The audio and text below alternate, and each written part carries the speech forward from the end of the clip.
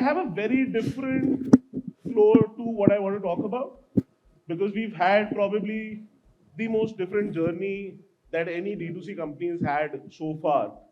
Uh, but before I dive into it, I want to really talk about a story, right? There was this village where an inventor actually came in, stood by the water, started making something. And the whole village gathered, and there were three people who stood by the tree, and they kept nodding their head. And people would go and ask, "What is wrong with you?" He said, "Whatever this guy is trying to do can't happen." And then this guy said, "Okay, we'll make a boat, and the boat will float in the water." He said, "No, the boat can't be made." And they kept nodding their head. Finally, the boat was made, a lot of fanfare, they put the boat in the water, and these guys were still nodding their heads. And people walked up and said, "You know what? The boat's made. What's the problem?" They said, "This won't float now." And finally, the boat did float. It traveled a distance. Everybody celebrated. And these guys were still standing by the tree, nodding their heads. And they were asked, "What is wrong now?" Because the boat did sail. They're like, "This won't stop now." So you will have people who will tell you all kinds of things in life. You just have to have that belief. And that's the point of resilience, right? Resilience is that ability. And I was actually laughing out on some of the anecdotes that Arjun was mentioning. It's not about developing a thick skin. It's about rising back to doing what you believe in. It's about having that conviction. Because you know what? In reality, all of you will have a plan. And the world will keep telling you that there will be a plan and I know how to make this successful. But trust me, you will get punched in the face. Ken Norton became an overnight star the day he punched Muhammad Ali out. And the mountain just has to beat you once, right? And that's the fear most entrepreneurs and people wanting to start out in this world have. How do you do it? And therein lies the rub. Noise, for those who don't know, is a brand that actually makes smartwatches and TWS, which is truly wireless stereo that you put in your ears, the wireless audio, so to say. We were the first movers in the market. There was nobody else. And for obvious reasons, we had the largest market share. Should be very happy that you have the largest market share, right? You're leading the market. But then you seem to forget that the first one through the door always gets the most arrows. And so did we. We had our fair share of highs and then we fell.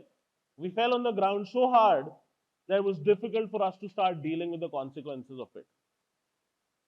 But you have to learn from some of these mistakes and not make them again, because the Murphys are real, right? Things will go wrong. Not because you will make mistakes, but because they will just go wrong because they can go wrong. You don't have a foolproof way of saying that the decisions that you are taking are going to land you somewhere, because there is no playbook. When you're innovating and when you're first out of the gates, you realize that you're writing your playbooks that have not been written before. There are no fallbacks. There is no way that you can go back to actually relying on the mistakes of the others. So you end up making those mistakes. But you can actually keep a few things in mind. That's not about planning the business on an Excel sheet. It's about making money. That's the reason you got there. That's the reason it's a business. For a bootstrap business, and we've had a lot of these conversations since morning about whether to focus on making money or to focus on getting valuation and exits. Trust me, all of that only counts so long as the business is designed to make money. The bigger problem, however, is that the variables keep changing. We keep having very different set of variables for a business. And the biggest variable to tackle is when you are in a space, you start out in a niche, Do you still have the same niche? Or do you have 100 other brands play in that? Because when we started doing smartwatches, there were 10 brands. Now there are 232 brands on last count. Is that a niche anymore? One doesn't know really, right? But also, you could be making a mistake of following a niche where the business doesn't have legs and you hit a glass ceiling. You can't go beyond a certain defined scale. Can you plan for a business that is Y plus N, which is not the year that you're in, but the N thereafter? And if you're not planning for that, trust me, you will fail because there will be a glass ceiling that will come and hit you. But the biggest change to account for, or the variable to account for, is time. You only need one change for you to go up or go down. And by time, what I really mean here is that sometimes when you start with an idea, you're ahead of the markets. And people don't respond. You don't see success. For us, when we started, doing those 500 orders a day meant the world to us. And like Arjun was mentioning prior to this, doing those 10 orders gives you that joy. And you would sit in the warehouse, pack them yourselves, you do all of it. But the fact is that when more people come in, there is more competition, brands start throwing mindless money at it. What do you do then? Because suddenly that competency doesn't remain relevant. This is a lesson that we've had at Noise. That sometimes you have to learn to fly before you learn to walk. In the famed words of Iron Man, sometimes you have to be prepared to take that flight and learn from that mistake, course correct, alter your plans. But if you don't do it, you will never have a chance of making amends to what you've done. And that's wherein lies the trick. That's wherein lies the rub. You will make mistakes. There are some forbidden fruits. There are paths that you don't have to go to. And that I can say now because we've been through those paths. But these are questions that all of you will have on an almost everyday basis. Revenue or costs? Profits or valuation? The question that we've been trying to answer for now a day and a half. But if you set up a business for a valuation or an exit, if you set up a business for optimizing costs, chances are you will fail. Because you're putting in the wrong ingredients. You can't build a business for valuation and you can't build a business for exit. What you can build on or build for is solid, robust foundations where the business is meant to last its while. And if you just do that, I think we'll be fine. Which comes to defining what is the purpose of existence. For us, when we defined our purpose of existence at Noise, it was not the idea of selling smartwatches or smart hearables. The idea was, can we enable connected lifestyle for Indian millennials? And that's how we defined it. It's not a vision statement. It's not about defining a mission. It's about defining the purpose of existence. And when you have a purpose that is so large, chances are your actions will follow suit. Because then it's easier for me to be able to take a decision keeping that in light, wherein am I enabling connected lifestyle? Am I doing it for the millennials? Am I keeping the customer at the core of it?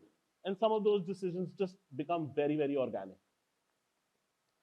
This is an important one, I think, because the problem is most of the times we get knocked out by competition. We get so confused and in a way caught in what the competition is doing that we end up forgetting what our competencies are. We've realized that there is only two ways of doing this, right? You could be proactively seeding the business in what you stand for, or being reactive to what the competition is doing. And when you are operating in a space where you have 200 brands competing for market share, if I start reacting to competition, chances are we will have no ethos of our own.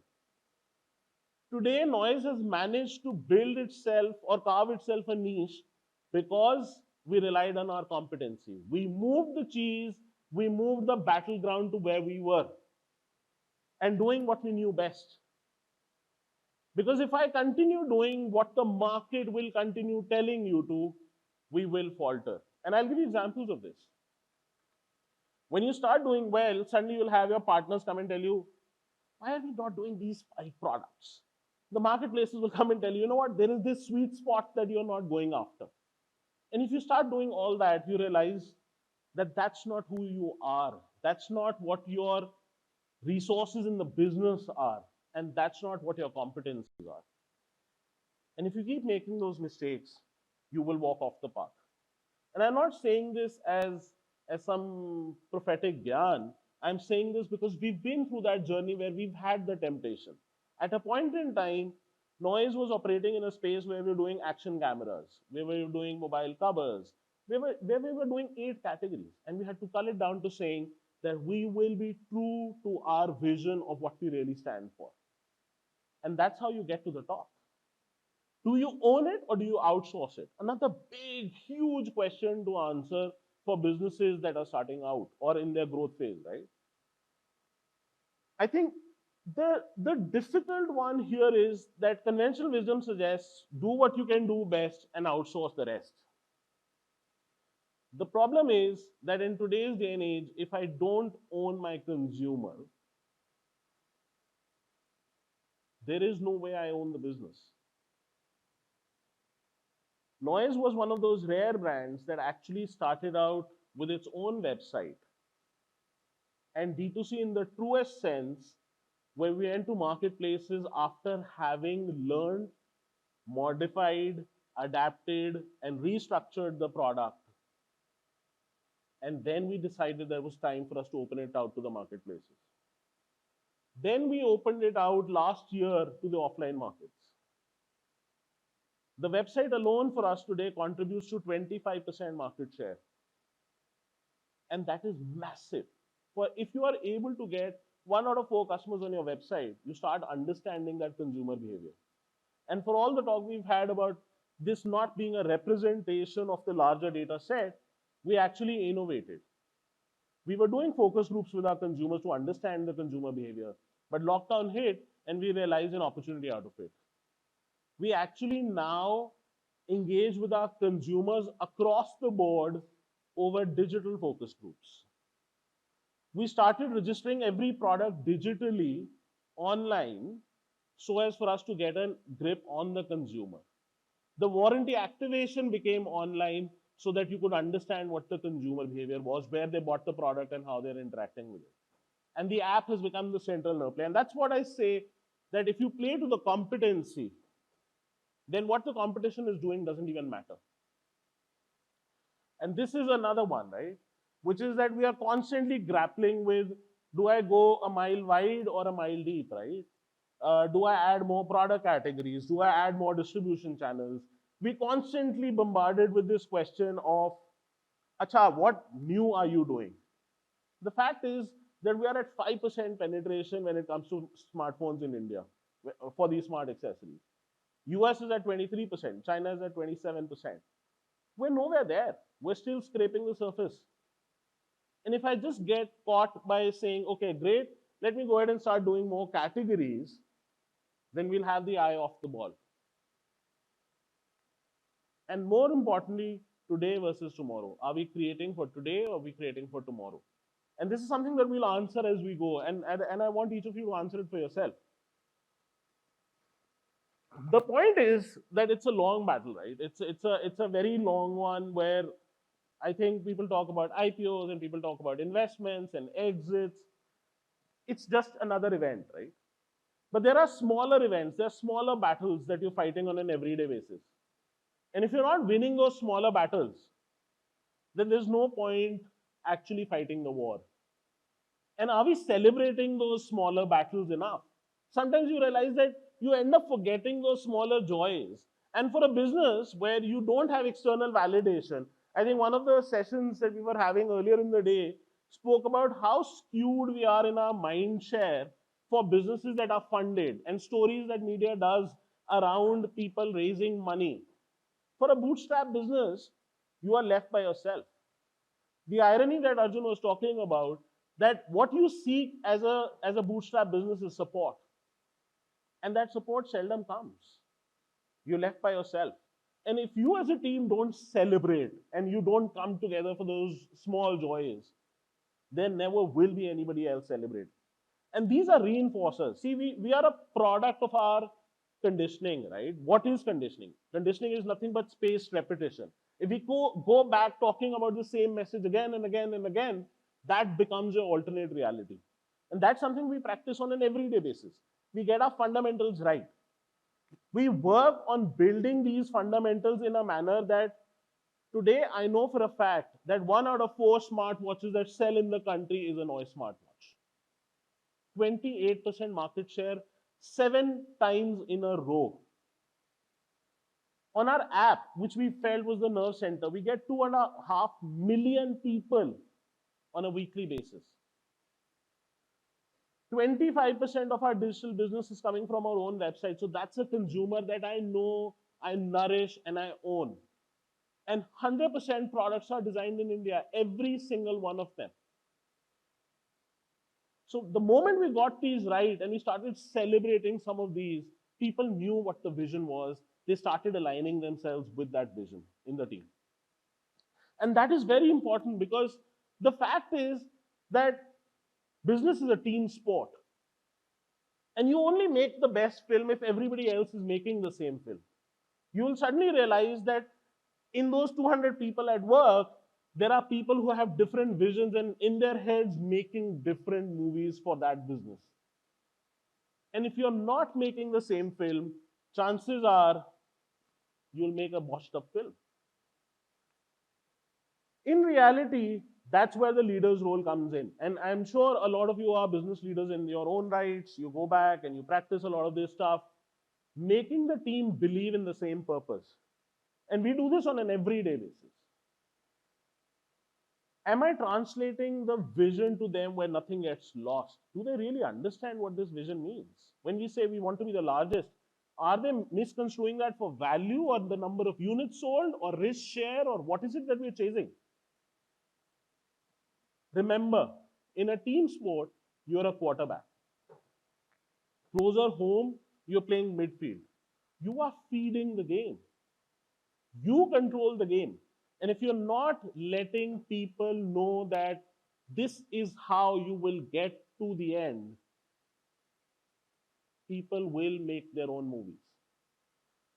Important bit. Every founder that you'll speak to talks about passion and a lot of it. And we basically say, just lower that passion. Become more compassionate. Because that has served us well. During the lockdown, we actually ended up hiring almost 100% more people. We doubled ourselves during lockdown. Every single job offer that got rolled out was honored. And we ended up giving increments. This was not a message at celebrating the wins, but this was also a message aligning people's visions for what this brand wanted and what those people meant in the system. But if you only have 100 of them, then you want all those 100 to be a part of that celebration. This is a crazy one, right? That when we talk about people, we talk about expansion, we talk about getting more people. That's a sugar diet, right? We're infusing more and more sugar in the system. Suddenly, what happens when there's just too much sugar? We start worrying about the fat. And unfortunately, we are very reactive to some of these things, where we end up hiring mindlessly till one point in time you realize, acha, my P&L is off the charts. Now I need to suddenly start letting people go. But there's a science to this. There is a method to this madness. You can't suffocate the business with so much sugar that you eventually become fat and you have to start trimming that fat. You have to learn how do you brim and what does it take to trim. Because nobody will tell you this. You will just end up hiring. Today in this room, entrepreneurs or business leaders who are actually in positions to hire, how many of you, show of hands, how many of you know a definite number of people that you want to hire or likely to hire in the next 3 months? Not known, right? Because going back, Always account for variable change. None of us has that clairvoyant vision for what will happen. You want to keep things flexible. You want to know what will it take. You've set some metrics for yourself in terms of what the business will look like, and hence we will add or let go of people. But most importantly, and this is something that we've loved and made business robust, is much like funding that you should take when you don't need it, you should go out meeting people when you don't need them. Always give yourself the benefit of doubt of meeting more and more and more smart minds, because you will eventually need them. And if you're not meeting as many people or interviewing or, so to say, engaging with them, you're doing a disservice to yourself, because one, they don't know of you, and then tomorrow when you need them, they don't exist. So if you plan ahead of time and start meeting more people today, you'll realize your eyes will open up to what does it take to add more people when you need them. Always hire for a value match. And every business has certain values. There are values where you live and breathe those values. If you don't hire people who are a value match or intent and always looking at, so fun fact, the two co-founders that I have didn't go to the Ivy Leagues or the IIMs or the IITs of the world. They didn't come from the large metros. They come from a small town of Bikaner. They did not have the fancy bearings of families supporting them to building their first generation entrepreneurs. Some of those myths just getting busted right at the outset, right? What does it take? It takes the right intent. And if you have the right intent, and if you make the mistakes of, oh, I need to overcompensate for the lack of something in the system, you'll end up hiring people that are not required by the business. And then you go about trimming. And hire when you are a bootstrapped or a startup, hire for people who can or are willing to multi-hack. You will have a lot more to do. We've had people do 5 or 6 things at a point in time in the business because the business needed those many things to be done. The good thing about this is that you can break the archetype and hire unconventionally. You don't necessarily have to hire conventionally. And finally, the business will evolve and you will need different set of people. Like we said at the start of it, it's like a car, right? Where the first gear is very different from the fourth. The people that you need from a 0 to 1 are very different from the people that you need from a 1 to 10 and 10 to 100. It's not an ability question, it's a mindset question. And if you're not accounting for it and hiring or adding to the team like that or upskilling the team, chances are you will be mindlessly trimming and mindlessly brimming. Don't make those mistakes. Because all that it takes is that one solid whip to beat the Goliath. And trust me, we have Goliaths in the industry where businesses have been funded with a lot more money, much bigger teams, much bigger prowess. But what does it take is one big strike. Therefore, follow the 5 Ps. Any management students here? I'm sure there are some, but show of hands. Philip Kotler came up with those fancy 5 Ps that we swear by on marketing. At Noise, we wrote our own 5. We said, fine, unless you have the right purpose, which we have spoken about, the passion to back it, people who believe in the passion and the purpose, and the prudence to know what to prioritize and deprioritize at different times, you won't succeed.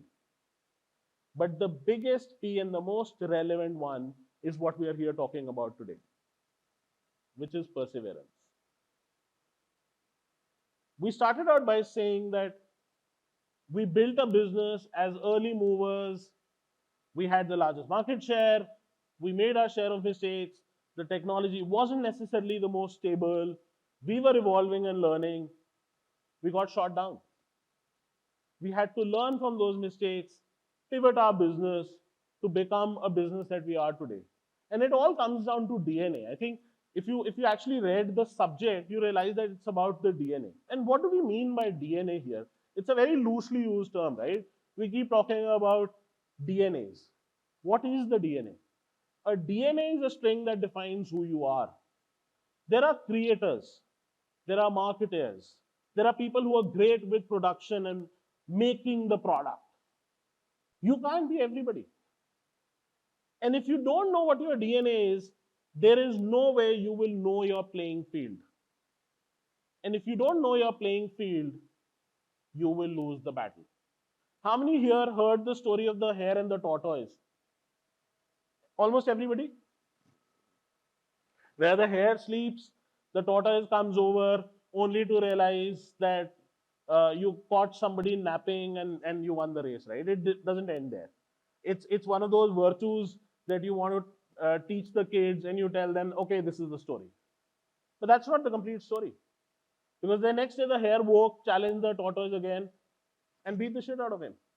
Just because the hare could run faster. That's his ability. And he would do that 99 out of 100 times. Still not the end of the story. The tortoise suddenly realizes that if this is how it goes, I'll continue to lose. And challenges to a race, saying that this time we won't go here, we'll go here. And after a mile, with the tortoise toddling and the hare literally galloping ahead, ends up hitting a stream, a river. And the tortoise toddles his way through, swims out, and wins the race again. And this is what I move by moving the game to your advantage. If you don't pivot, if you don't work to your competency, you will lose. You have to find out what your battleground is. And that battleground lies in identifying that, you know what, we are great with consumer insight.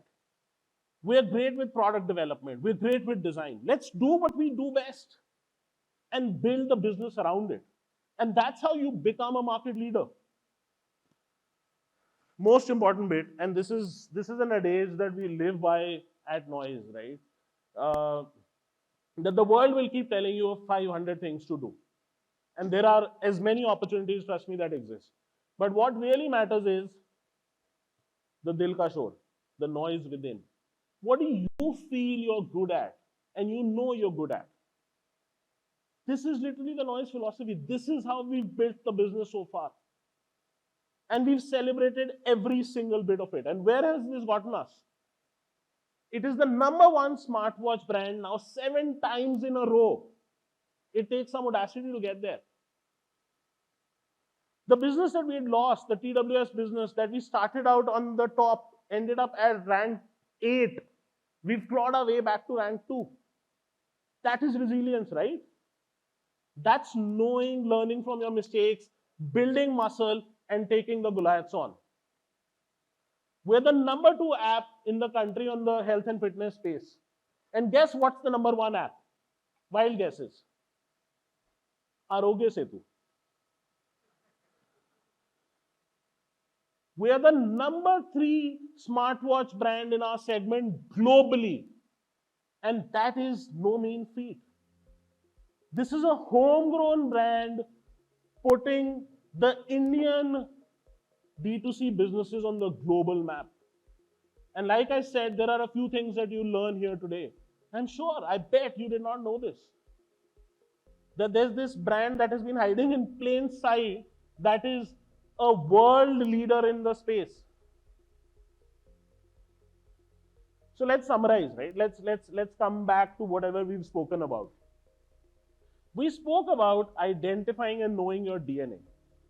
And are we clear on what that DNA is? Just know that if this is where we are at, muscle up. Because you'll have to overcompensate for what you don't have. Be open to taking a few blows because they will come. As much as you have the right to taking on the competition, they will take you on. And they will land a few blows. So have the ability to hold ground and stand there. But whilst you're doing there, land a few punches. It's always good to get those wins, right? Most importantly, regret if you must after you've had the battle, after you've had the bout. Give it your all. And that's what resilience is about. Regret it after you've done it. It doesn't matter. Because at least you would go back happy knowing that you gave it your all. Because you don't lose until you actually gave up. And this is Mike Tyson, the baddest boy in the game. Therefore, to summarize, I just want to say, fun fact. Noise is India's largest bootstrap D2C business by a distance. We are averaging an ARR of about 1,500 crores, not having raised a single dime on the cap table. Thank you.